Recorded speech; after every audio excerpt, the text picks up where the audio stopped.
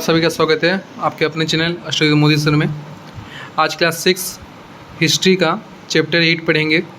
Chapter का नाम है प्राचीन भारतीय उपमहादेश के संस्कृति चर्चा के विभिन्न पहलू।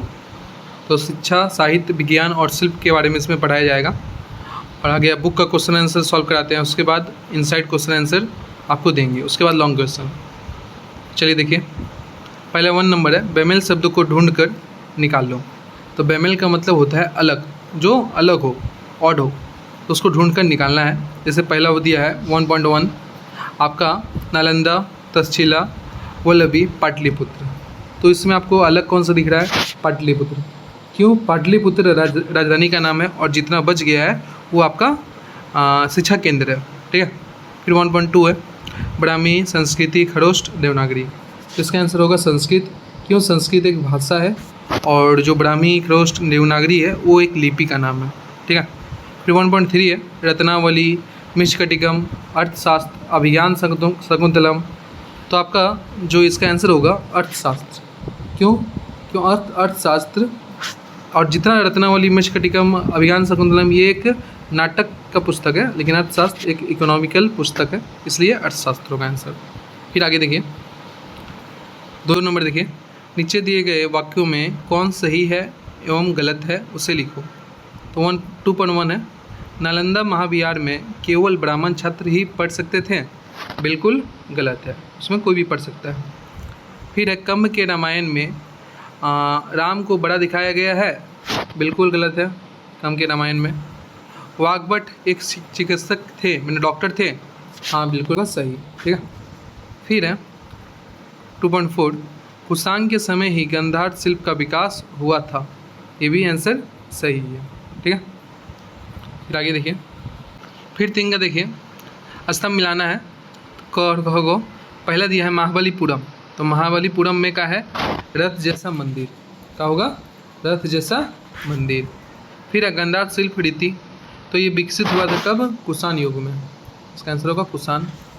फिर है गणितविद। तो गणितविद के कहता है महान बोले जा सकते हैं, तो उनको नागार्जुन को। फिर है मणिमेखलाई। तो मणिमेखलाई एक महाकाव्य है, लेकिन तमिल का। ठीक है।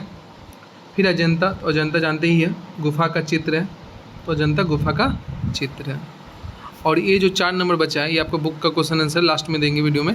उससे पहले आपका इनसाइड क्वेश्चन आंसर बुक के अंदर से क्वेश्चन आंसर सॉल्व कर लीजिए, देख लीजिए, वो ज़रूर आता है, तो एक बार देख लीजिएगा। अब देखिए बुक के अंदर से क्वेश्चन आंसर, प्रश्न उत्तर जो इम्पोर्टेंट है आपका बुक का। पहला क्वेश्चन है गुरुकुल व्यवस्था किसे कहते हैं? तो गुरुकुल व्यवस्था किसे कहते हैं? देखिए, वैदिक काल में शिक्षा प्रदान करने का एकांत स्थान होता था जहां गुरु और शिष्य संपर्क का केंद्रित था।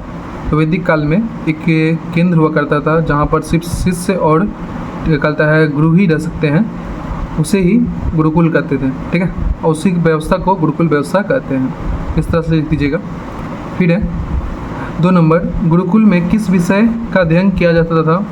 तो आंसर याद रखिएगा, ज्योतिष, गणित, रसायन, युद्ध कला, व्यापार, कारीगरी शिक्षा इत्यादि। बहुत विषय था, लेकिन ये सब मेन था आपका। ठीक है, याद रखिएगा। फिर है महाविहार किसे कहते हैं? तो बड़े बौद्ध विहारों को महाविहार कहते हैं। तो बिहार का मतलब आपका स्टेट नहीं, बिहार का मतलब एक तरह से बोल सकते हैं बुद्ध मंदिर, एक तरह से बोल सकते हैं बुद्ध जी का मंदिर, इस टाइप का उसको बोल सकते हैं आप, जहाँ पर बुद्ध भिक्षुक लोग आपका तपस्या करते हैं, उसे बिहार बोलते हैं। ठीक है। फिर है कुछ महाविहारों का उदाहरण दो। तो आंसर है नालंदा, तक्षशिला, विक्रमशिला, वल्लभी, महाविहार। ठीक है। यह आदि इत्यादि महाविहार था, नालंदा, तक्षशिला, विक्रमशिला और वल्लभी, याद रखिएगा। फिर है गांधार महाजनपद की राजधानी कहाँ थी? तो गांधार की राजधानी आपकी याद रखिएगा तक्षशिला। ठीक है, यहीं के थे आपका चाणक्य जी। फिर अष्टाध्यायी के लेखक कौन है? तो अष्टाध्यायी के लेखक है पाणिनि जी। अष्टाध्यायी एक पुस्तक है जो संस्कृत व्याकरण की पुस्तक है, ये भी याद रखिएगा। देखिए, तो अष्टाध्यायी किस विषय की पुस्तक है? आंसर याद रखिएगा व्याकरण। ठीक है, संस्कृत व्याकरण। फिर है 6वीं शताब्दी के कोई 2 भाषाओं का उदाहरण दो। आंसर है प्राकृतिक और पाली। प्राकृत भाषा जैन धर्म का था और पाली बौद्ध धर्म का, याद रखिएगा। 9 नंबर, अर्थशास्त्र के लेखक कौन है? अर्थशास्त्र के लेखक कौन है? तो आंसर याद रखिएगा चाणक्य या कौटिल्य। बहुत नाम से उनको जाना जाता है, कौटिल्य बोलते हैं, चाणक्य बोलते हैं, विष्णुगुप्त बोलते हैं। तो कोई भी आपको मैंने दिया रहेगा कौटिल्य कहीं कहीं पर, कहीं चाणक्य दिया रहेगा, दोनों नाम याद रखिएगा। रामायण महाकाव्य के लेखक कौन है? तो रामायण महाकाव्य के लेखक वाल्मीकि जी है, याद रखिएगा। रामायण में कुल कितने श्लोक है? ये भी भैया ये इंपॉर्टेंट है। तो रामायण में कुल 24,000 श्लोक है। श्लोक मीन्स एक तरह से बोलते हैं 4 लाइन का जो पोयम बोलते हैं, तो एक श्लोक होता है, तो 24,000 श्लोक है। रामायण के कुल कितने भाग या कांड है? तो आपके कुल 7 कांड है, जैसे बालकांड, युद्ध कांड, आपका उस तरह 7 आपका भाग है रामायण का, ठीक है। फिर रामायण के प्रमुख चरित्र कौन कौन से हैं? तो प्रमुख चरित्र कौन कौन से देखिए, राम जी, सीता जी, हनुमान जी, ठीक है। और विलन थे कौन?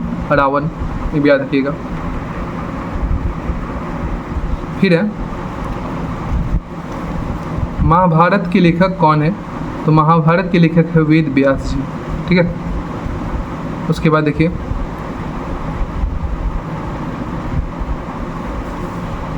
महाभारत का प्राचीन नाम क्या था? तो महाभारत का प्राचीन नाम जय काव्य या जय संहिता, ये याद रखिएगा। फिर 16 नंबर है किसे पंचम वेद कहा जाता है? तो किसे पंचम वेद कहा जाता है? टोटल 4 वेद होते हैं, लेकिन पंचम वेद कहा गया है महाभारत को, याद रखिएगा।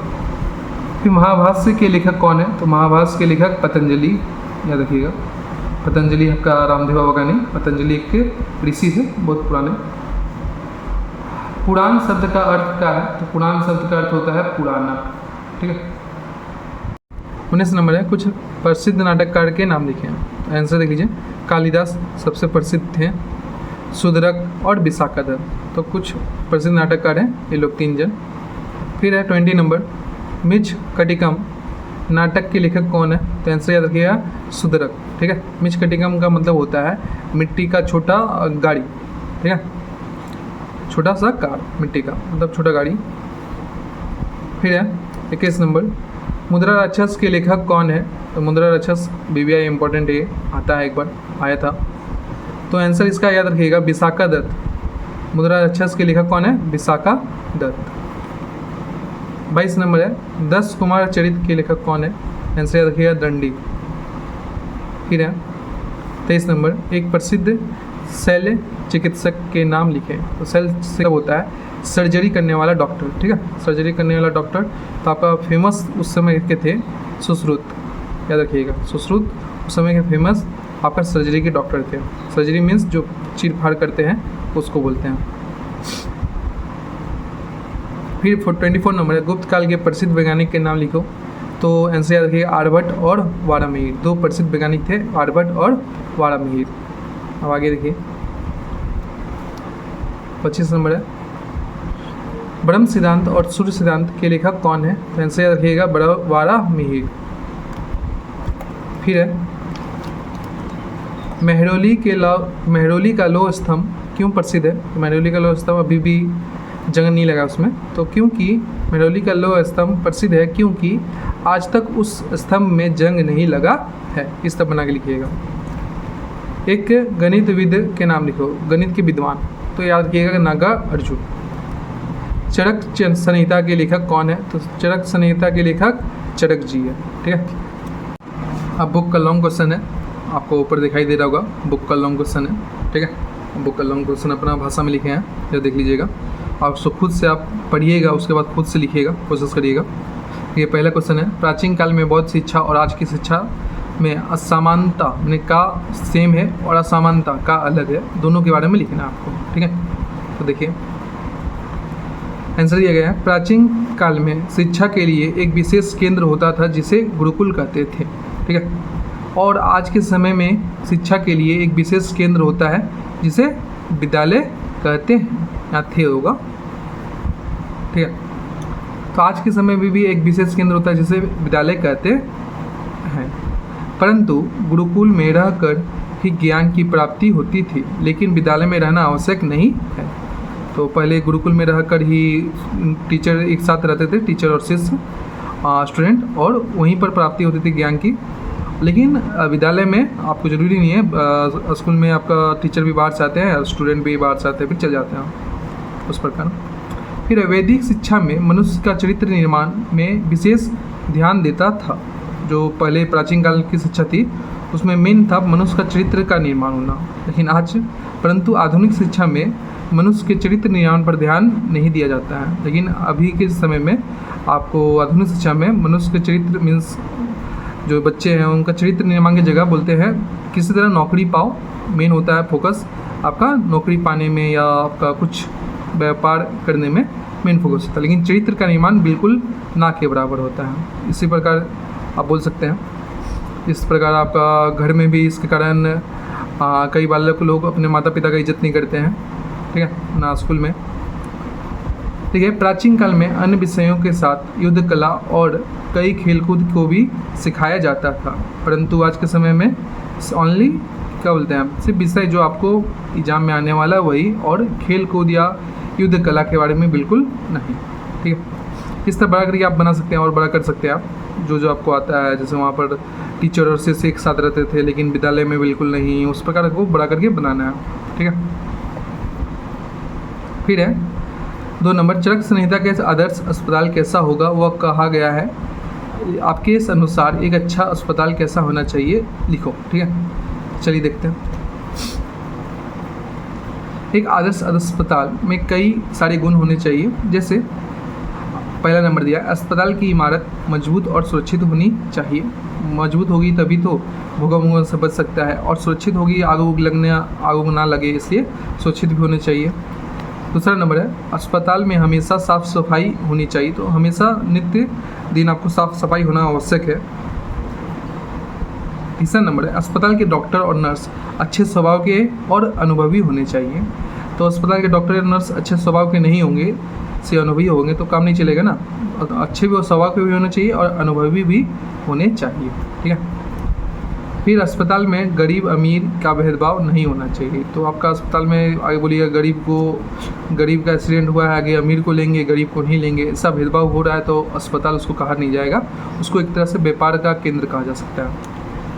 फिर दूसरा है 5 नंबर, अस्पताल के चारों तरफ पेड़ पौधे और अच्छा वातावरण होना चाहिए जिससे मरीजों को और अच्छा का होने का अनुभव मिले। ठीक है, तो ये कुछ गुण अस्पताल में होने चाहिए। फिर है विहार और स्तूप में अंतर लिखिए। तो ये भी मेन है, ये भी आई है, ये आ सकता है, ये आएगा नहीं तो पहला नंबर क्वेश्चन आपका स्कूल और प्राचीन स्कूल में विद्यालय गुरुकुल में अंतर लिखें, देख लीजिएगा, दोनों याद रखिएगा। विहार और स्तूप में अंतर, तो इस तरह से कट के दिए हैं, आप जिस तरह लिख सकते हैं आप इसको एक साथ लिख सकते हैं अलग अलग करके, लेकिन ये अलग अलग करके लिखिएगा तो अच्छा लगेगा। देखिए बिहार में, विहार बौद्ध भिक्षुओं के रहने के लिए बनाए गए थे और स्तूप गौतम बुद्ध के अवशेषों को रखने के लिए बनाए गए थे।